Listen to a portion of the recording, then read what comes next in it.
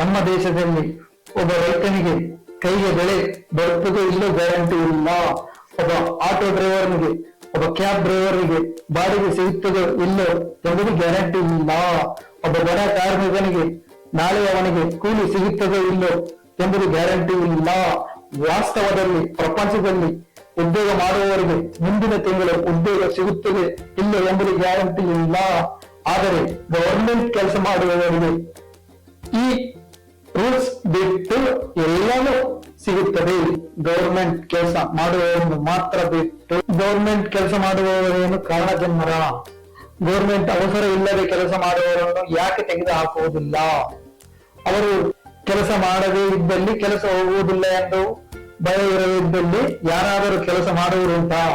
Microsoft 15,000 ಜನರನ್ನು ತೆಗೆದು ಹಾಕಿದೆ. ಫೇಸ್ಬುಕ್ 4,000 ಜನರನ್ನು ತೆಗೆದು ಹಾಕಿದೆ. ಓಲಾ ಅಂಡ್ ಊಬರ್ 1,000 ಜನರನ್ನು ತೆಗೆದು ಹಾಕಿದೆ.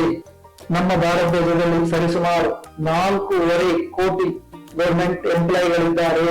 ಅದರಲ್ಲಿ ಯಾರಾದರೂ 10,000 ಜನರನ್ನು ತೆಗೆದು ಹಾಕಿದ್ದಾರಾ ಎಂದು ಎಂದಾದರೂ ನೀವು ಕೇಳಿದ್ದೀರಾ, ಓದಿದ್ದೀರಾ? ಸ್ಟೇಟ್ ಗವರ್ಮೆಂಟ್ ಮತ್ತು ಸೆಂಟ್ರಲ್ ಗವರ್ಮೆಂಟ್ ಅಲ್ಲಿ ಉದ್ಯೋಗ ಮಾಡತಕ್ಕಂಥ ಗವರ್ಮೆಂಟ್ ಎಂಪ್ಲಾಯಿಗಳು ಅವರನ್ನು ತೆಗೆದುಹಾಕಲು ಸಾಧ್ಯವಿಲ್ಲ. ಏಕೆಂದರೆ ನಮ್ಮ ದೇಶದ ಉಕ್ಕಿನ ಮನುಷ್ಯ ಹಾಗೂ ಸಂವಿಧಾನ ಶಿಲ್ಪಿ ಡಾಕ್ಟರ್ ಅಂಬೇಡ್ಕರ್ ಅವರು ಆರ್ಟಿಕಲ್ 314 ಸೇರಿಸಿ ಅವರಿಗೆ ಸಾಧಾರಣ ರಕ್ಷೆಯನ್ನು ಕಲ್ಪಿಸಿದ್ದಾರೆ. ಆ ರಕ್ಷಣೆಯಿಂದ ಅವರು ನಾಗರಿಕ ಸಾಧಾರಣ ಪ್ರಜೆಗೆ ಕೊರಳಿಗೆ ಗುದಿಗೆಯಾಗಿ ಕುಂತಿದೆ.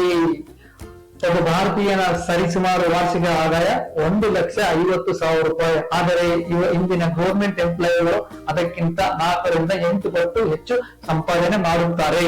ರಿಟೈರ್ಡ್ ಆದ ಮೇಲೆ ಸಾಯವರೆಗೂ ಪೆನ್ಷನ್.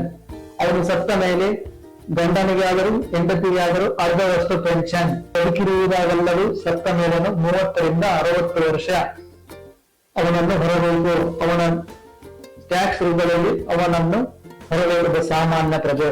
ಲಂಚ ಲಂಚ ಲಂಚ ಲಂಚ ಪೊಲೀಸ್ ಸ್ಟೇಷನ್, ಆಸ್ತಿಗಳ ರಿಜಿಸ್ಟ್ರೇಷನ್, ಕರೆಂಟ್ ನೀರಿನ ಕಲೆಕ್ಷನ್, ಬಿಲ್ಡಿಂಗ್ ಪರ್ಮಿಷನ್. ಒಬ್ಬ ಸಾಮಾನ್ಯ ಪ್ರಜೆ ಎಷ್ಟಂತ ಭಾರ ಹೊರಬೇಕು ಅವನನ್ನು ಹೊರಲು.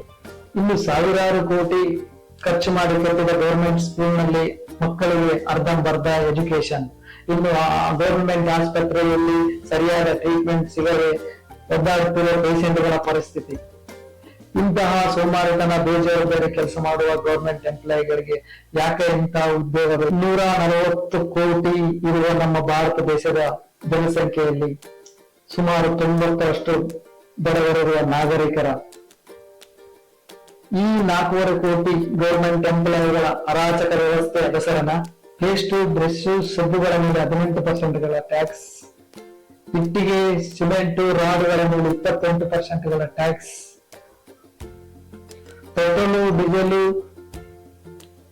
ಕೆರೋಸಿನ್ಗಳ ಮೇಲೆ 3% ಟ್ಯಾಕ್ಸ್ ಮತ್ತು ಒಬ್ಬ ಬಡವ ಕುಡಿಯುವ ಮದ್ಯದ ಮೇಲೆ 500% ಟ್ಯಾಕ್ಸ್. ಆರ್ಟಿಕಲ್ 314 ತೆಗೆದು ಹಾಕಿ ಅವಸರ ಇಲ್ಲದ ಗವರ್ಮೆಂಟ್ ಎಂಪ್ಲಾಯ್ ಉದ್ಯೋಗಿಯನ್ನು ತೆಗೆದುಹಾಕುವ ವ್ಯವಸ್ಥೆ ಮಾಡಬೇಕು. ರಾಜಕೀಯವಾಗಿ ರೆಕಮೆಂಡ್ ಮೇಲೆ ಅಧಿಕಾರದ ದುರುಪಯೋಗಗೊಳಿಸದೆ ಅರ್ಹರಿಗೆ, ಅವಸರವಿರುವವರಿಗೆ ಅರ್ಹತೆ ನೋಡಿ ಗವರ್ಮೆಂಟ್ ಉದ್ಯೋಗಗಳನ್ನು ಕೊಡಬೇಕು. ರಿಟೈರ್ಡ್ ಆದವರಿಗೆ ಮತ್ತು ಸರ್ವಿಸ್ ಮುಗಿದು ಹೋದವರಿಗೆ, ತೀರಿಕೊಂಡವರಿಗೆ ಉದ್ಯೋಗಗಳನ್ನು ನಿಲ್ಲಿಸಿ ಕಾಂಟ್ರಾಕ್ಟ್ ಮುಖಾಂತರ ಹೊಸ ಉದ್ಯೋಗಗಳನ್ನು ಒದಗಿಸುವುದರಿಂದ ನಮ್ಮ ದೇಶದ ಗವರ್ಮೆಂಟ್ ಎಂಪ್ಲಾಯ್ಮೆಂಟ್ ನಲ್ಲಿ ಸುಧಾರಣೆ ಹೊಂದುತ್ತದೆ. ಆವಾಗ ನಮ್ಮ ದೇಶ ಪರಿಸ್ಥಿತಿ ಹಾಗೂ ಸಾಮಾನ್ಯ ಪ್ರಜೆಗಳ ಟ್ಯಾಕ್ಸ್ನ ಭಾರ ಕಡಿಮೆಯಾಗುವ ಸಂಭವ ಇದೆ. ಇದೇ ನನ್ನ ಇವತ್ತಿನ ಅನಿಸಿಕೆ. ನನ್ನ ಈ ವಿಡಿಯೋ ಲೈಕ್ ಆದ್ರೆ ಸಬ್ಸ್ಕ್ರೈಬ್ ಮಾಡಿ, ಶೇರ್ ಮಾಡಿ ನನ್ನ ಯೂಟ್ಯೂಬ್ ಚಾನಲ್